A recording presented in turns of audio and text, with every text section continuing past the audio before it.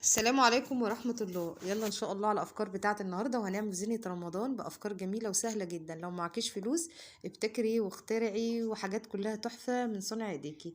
عندنا كده كوبايتين، هنحتاج كوبايتين ورق، وهنحتاج علبتين من علب الزبادو بتاعنا. الفيديو اللي فات كنا عاملين افكار كتير جدا من علب الزبادو. هتلاقوا الفيديو على القناة وعلقناها، شكلها جميل جدا. لكن النهاردة هنعمل بقى معانا كده ايه، معانا هنغلف بقى معانا قماش الخيامية ده. هاتي انواع من الرخيصة يعني، بتبقى حلوة وجميلة، وحطيها على النار، التنسيل بتاعها هيروح خالص. لو خايفة يعني تنسل معاكي، لا مشيها على النار كده وهتلاقي التنسيل بيروح خالص.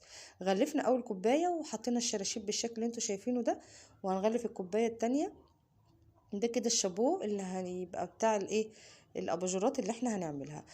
عايزين بقى نغلف الجزء اللي فوق، ممكن نغلفه بخيامية، ولكن انا هحط له كده ايه، استراس ذهبي.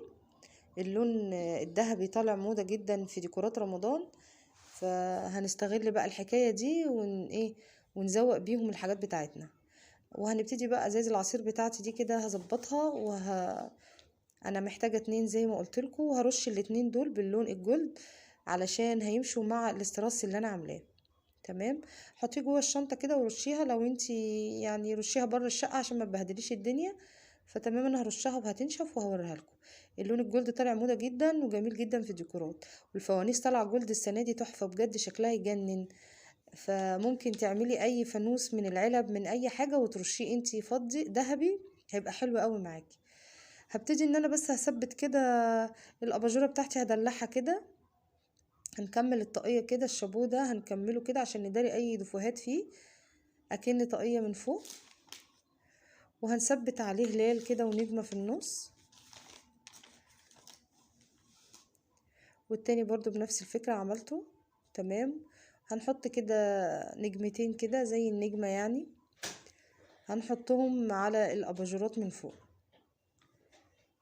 ممكن ازاز الزبادو الكبيره هنا، وانا بعمل الفكره حسيت ان الازاز دي صغيره، ممكن ازاز الزبادو الاكبر كانت هتبقى احلى واحلى في الفكره بتاعت النهارده.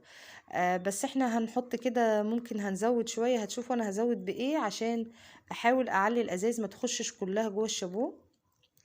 كده هنعمل هلال ونجمه زي ما قلت لكم على الشابو بتاعنا.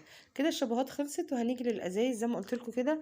انا لما جيت ادخلها حسيت ان هي هتغرق قوي، فاضطريت ان انا هعلي شويه. هنشوف هنعلي في ايه. هنحط فل جوه كده، 3 4 طبقات من الفل، هنحطهم في قاع الكوبايه من تحت بحيث يعلي معايا الاباجوره. فاللي هيعمل الفكره يختار ازاز كبيره هتبقى افضل معاه من الازاز الصغيره. فانا كده سويت الفل ده، هعمل كذا طبقة على بعض يا بنات كده، شايفين كذا طبقة، وهثبتها جوه. وهغلفها برضو عشان يبقى شكلها حلو بقماش الخيامية معايا.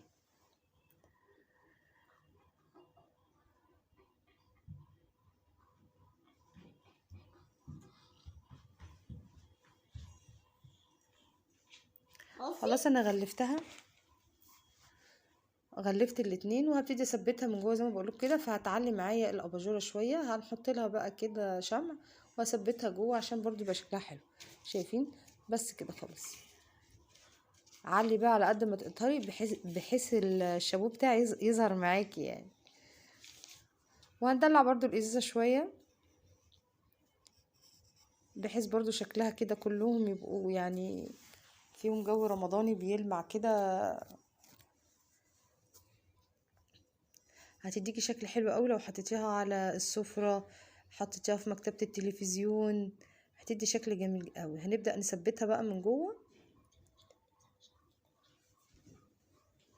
بس كده يا بنات، ادي كده شكلها بدأ يظهر معانا، شكلها جميل قوي وتحفة بجد. يا رب تعجبكم ان شاء الله الفكرة وتنفذوها، وكلها حاجات موجودة عندك في البيت، ديكورات رمضان بشكل مختلف.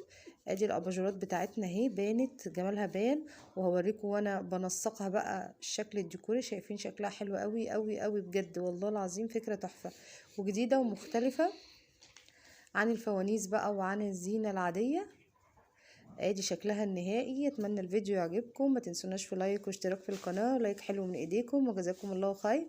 والسلام عليكم ورحمة الله وبركاته. والصينية دي برضو كنا عاملينها مع بعض، هتلاقوا الفيديو على القناة. صينية خشب قديمة جدا بتاعت حلويات، برضو زوقناها وظبطناها عشان تليق مع الدنيا الجميلة ديت.